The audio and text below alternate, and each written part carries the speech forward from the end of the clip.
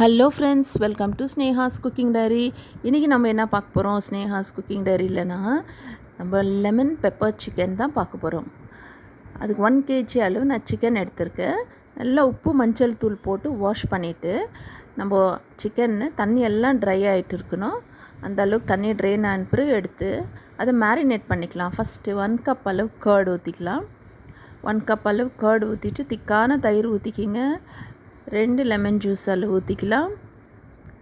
அப்புறம் ginger garlic paste 1 teaspoon அளவு add பண்ணிக்கலாம்.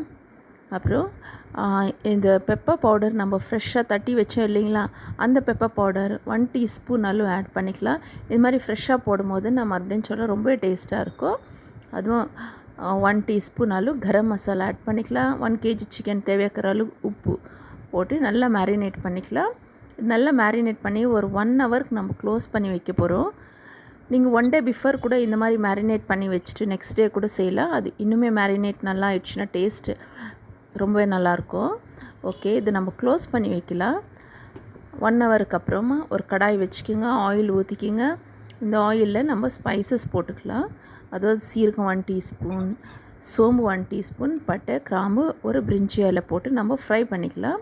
இந்த ஃப்ரை பண்ணதுமே சிக்கன் எடுத்து ஒன் பை ஒன்னாக சிக்கன் மட்டும் எடுத்து நம்ம ஆயிலில் போட்டு ஃப்ரை பண்ணிக்கலாம். பக்கத்துலேயே இருந்து திருப்பி 2 பக்கமும் திருப்பி விட்டு நல்லா ப்ரௌனாக ஆகிற வரைக்கும் நீங்கள் ஃப்ரை பண்ணுங்கள்.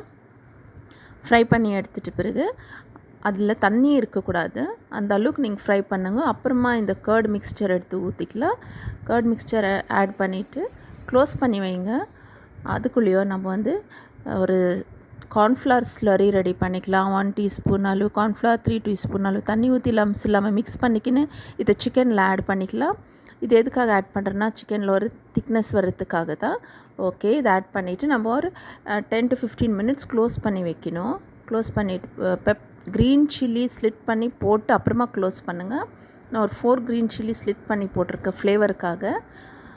ஓகே, இப்போ நம்ம ஒரு 10 to 15 மினிட்ஸ் ஆனதுமே இது நல்லா மிக்ஸ் பண்ணிவிட்டு நம்மளுக்கு இப்போ சர்வ் பண்ணுறதுக்கு ரெடி ஆகிடுச்சு. சர்வ் பண்ணுறதுக்கு முன்னாடி நம்ம க்ரஷ் பண்ணி வச்ச பெப்பர் பவுடர் ஆட் பண்ணிவிட்டு ஃப்ரெஷ் கொரியாண்டர் லீவ்ஸு 2 லெமன் தோலோடு கட் பண்ணி போட்டு நல்லா மிக்ஸ் பண்ணிவிட்டு இப்போ சர்வ் பண்ணுவோம். நான் இன்றைக்கி ரோட்டியோடு தான் சர்வ் பண்ணுறேன். ஓகே, இது ரொம்பவே டெலிஷியஸாக இருக்கும். சிக்கனும் நல்லா குக் ஆகிட்டு இருக்கும்.